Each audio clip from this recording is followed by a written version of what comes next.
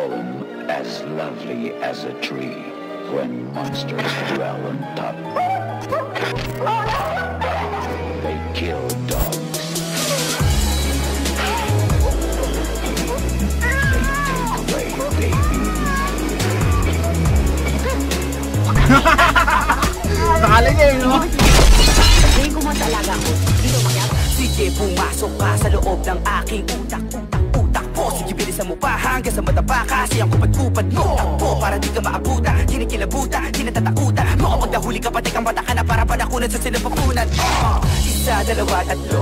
Kilala bilang mga siraulo. Halata ang inakala na iba na di makapangyarihan ng mga ginayuma. Waksa ka mga talukak na mga masa. Sana alam mga talaka, wala alam. Madala-tala, tataka, magkataka ng pababa na hanggang sa hanggang na nawala ang gat. Puro mga inditerong nabagot. Oo, mga feelingerong nayamot. Paano nyo ko hihilahin sa balong malalim eh, hindi nyo nga ako maabot. Ratatatatarat.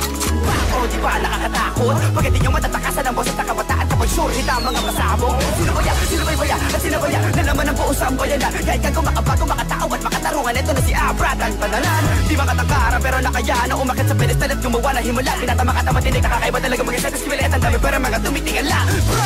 Sige, pumasok ka sa loob ng aking utak. Pwede mo itong ihalin tulad sa isang higanteng pintuang di mo maitulak. Di na mo itsura, di mo masikmura. Parang ginawa mo, inumin ng suka. Huwag kang umasa na mangyari, magkatsansya ka sa'kin. Kasi distansya natin bituin at lupa. Libo-libo sinago pa, binao para masura. Binipicturan ko muna bago inibig sa lupa. Primitibo lirisip mo, pipiliti ko, pihiti ko, tigin mo, kiliti mo. Imposible ko makuha, Pilipino sining at literaturang hinaluan ng mga bara na parang hiruglipi ko masulat. Mga titik na inipon at sinukat ay nagiging ibo-ibo pag hindi ko na isuka. Pag ako nagalit, papaupoy kita sa dala ko na karit. Tapos ikaw mataya bumaba mula sa langit.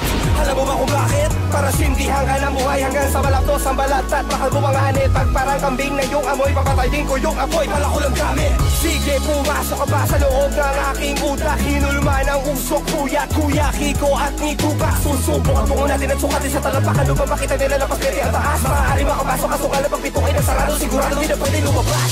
Sige, pumasok ka sa loob ng aking utak. Para kang umakyat na manahaw at naligaw sa gitna ng gubat. Di mo maintindihan, parang dikit-dikit na sulat ng doktor. Mga kabit-kabit na letra parang tren, pinatatapo pa rin. Kahit akala ng iba'y kinakalawang ang motor. Hawak ko'y tinidor na mula kay Poseidon na Shiva. Pag tinamaan ng timpeng, sigurado may baho. Matataas na along, kaya lumamo ng isla.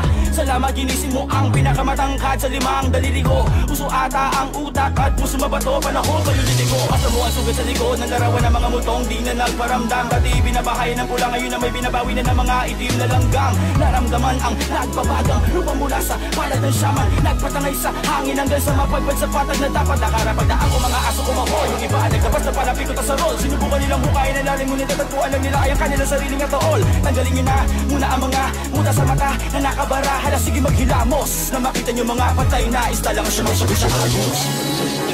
Sister, I am sick. Call the doctor very quick. Doctor, shall I die? Yes, my darling. You shall die.